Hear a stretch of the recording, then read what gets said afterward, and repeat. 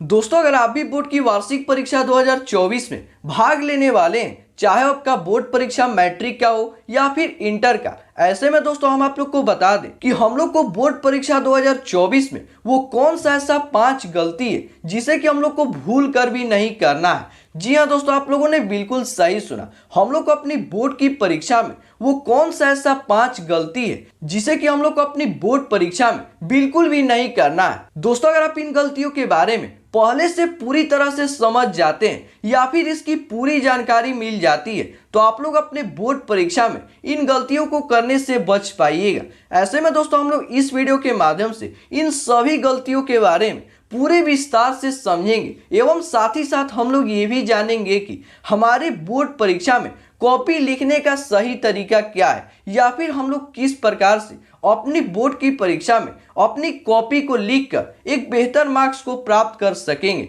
तो चलिए दोस्तों, बिना कोई विलंब किए हम लोग सबसे पहले इन 5 गलतियों के बारे में पूरे विस्तार से समझते हैं। दोस्तों, बोर्ड परीक्षा से संबंधित इन 5 गलतियों में से अगर हम पहली गलती की बात करें तो जिसे कि बहुत से स्टूडेंट्स करते हैं। दोस्तों, आप लोग का जब भी बोर्ड परीक्षा नजदीक आता है या फिर यूं कहें कि आपके बोर्ड परीक्षा में 1 महीना या फिर 2 महीना शेष बचता है, तो ऐसे में आप लोग को बिल्कुल भी नहीं सोचना है कि आप लोगों ने तो बोर्ड परीक्षा में बिल्कुल भी नहीं पढ़ा है या फिर आपका जो सिलेबस है वो बिल्कुल भी कंप्लीट नहीं हुआ है। इन सभी चीजों के बारे में आप लोग को अपने 1 महीना या फिर 2 महीने में या फिर अपने बचे हुए शेष समय में बिल्कुल भी नहीं सोचना है। जी हाँ दोस्तों, आप लोगों ने बिल्कुल सही सुना। आमतौर पर बहुत से स्टूडेंट्स को देखा जाता है कि 1 महीना या फिर 2 महीना उनके परीक्षा से नजदीक होता है, तो ऐसे में वे पूरी तरह से टेंशन में हो जाते हैं और पूरे पैनिक होने लगते हैं कि हम अपनी बोर्ड की परीक्षा में कैसे कॉपी को लिखेंगे,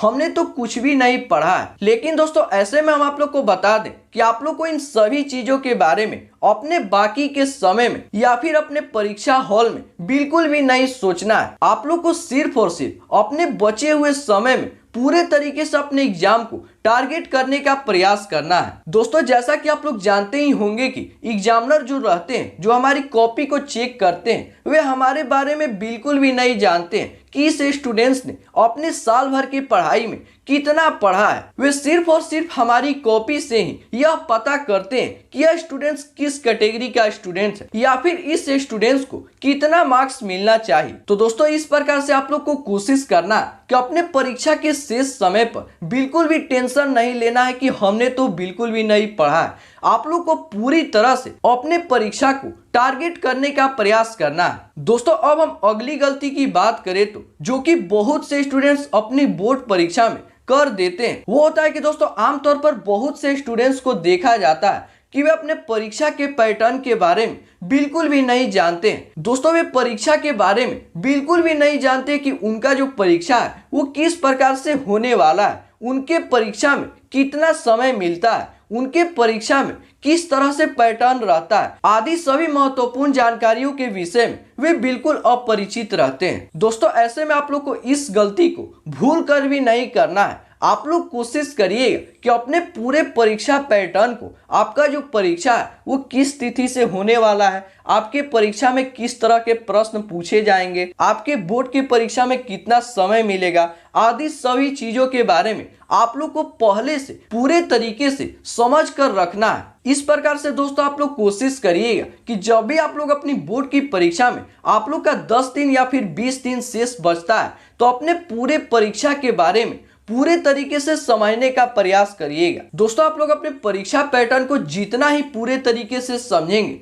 आपका जो माइंड है वो पूरे तरीके से क्लियर होता जाएगा। आप लोग का जो परीक्षा है वो किस प्रकार से होता है। दोस्तों, जैसा कि हम आप लोग को एक उदाहरण के तौर पर समझा देते हैं कि दोस्तों जब हम लोग को किसी भी प्रकार के अनजान जगह पर जाना रहता है तो हम लोग को सबसे पहले उस जगह के बारे में पहले से जानकारी लेना रहता है, जिसकी वजह से हमारा जो माइंड है वो पूरी तरह से समझ जाता है कि हम लोग को किस प्रकार से जाना है, कहाँ पे जाना है आदि सभी चीजों के बारे में हमें पूरे तरीके से जानकारी मिल जाती है। तो ठीक इसी प्रकार से आप लोग को भी कोशिश करना है कि अपने परीक्षा पैटर्न को पूरे तरीके से जितना हो सके समझने का प्रयास करना है। दोस्तों, अब हम बोर्ड की परीक्षा से संबंधित तीसरी गलती की बात करें तो जिसे कि आप लोग को अपनी बोर्ड की परीक्षा में भूल कर भी नहीं करना है। वो होता है कि दोस्तों आमतौर पर देखा जाता है कि बहुत से स्टूडेंट्स अपनी परीक्षा की कॉपी में बिल्कुल ही भद्दे लिखावट के साथ अपनी कॉपी को लिखते हैं एवं अपनी कॉपी में बहुत से काट छाट या फिर गंदे लिखावट का प्रयोग करते हैं,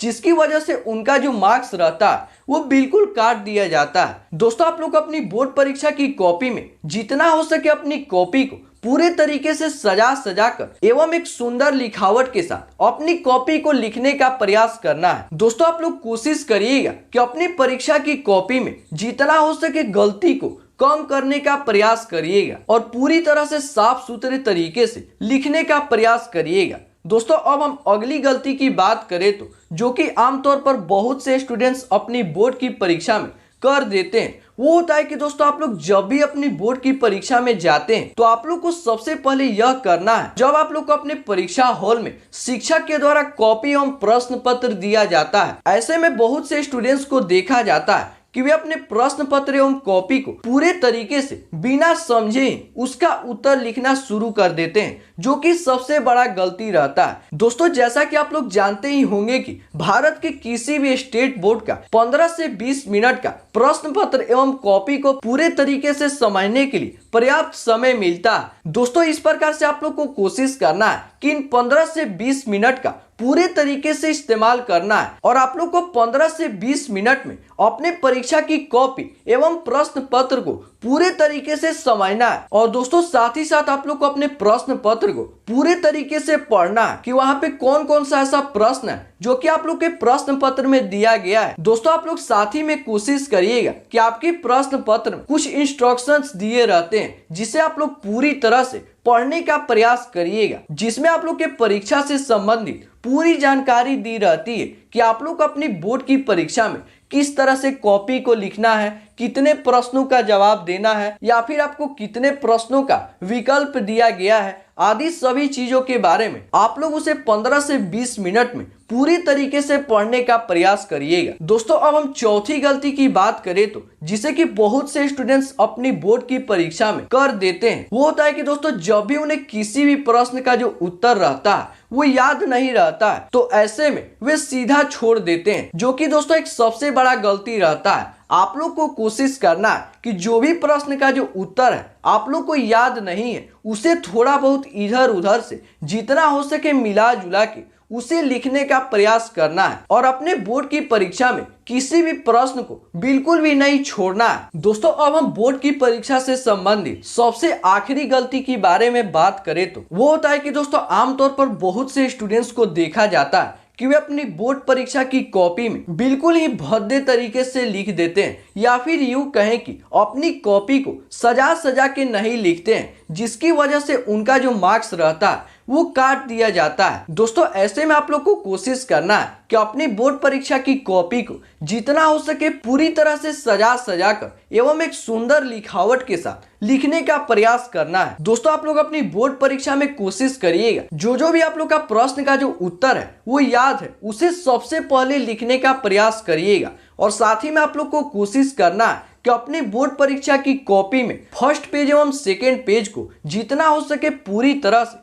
सजा के लिखने का प्रयास करिएगा। दोस्तों इस प्रकार से जब आप लोग अपनी बोर्ड परीक्षा में अपनी कॉपी को सजा कर एवं इन सभी गलतियों से बचकर अपनी कॉपी को लिख देंगे तो ऐसे में दोस्तों हम पूरे गारंटी के साथ कह सकते हैं कि आप लोग को अपनी बोर्ड की परीक्षा में एक बेहतर मार्क्स प्राप्त करने से कोई भी नहीं रोक सकेगा, बशर्ते कि आप लोग को कोशिश करना है कि अपनी बोर्ड की परीक्षा में इन सभी गलतियों को पूरे तरीके से समझकर जितना हो सके कम करने का प्रयास करना है। दोस्तों अगर आप लोग को आज का यह वीडियो हेल्पफुल लगा है तो अपने सभी दोस्तों के साथ इस वीडियो को शेयर करने का प्रयास करिएगा। मिलते हैं दोस्तों इसी प्रकार के अगले वीडियो में, तब तक के लिए आप लोग का बहुत बहुत धन्यवाद।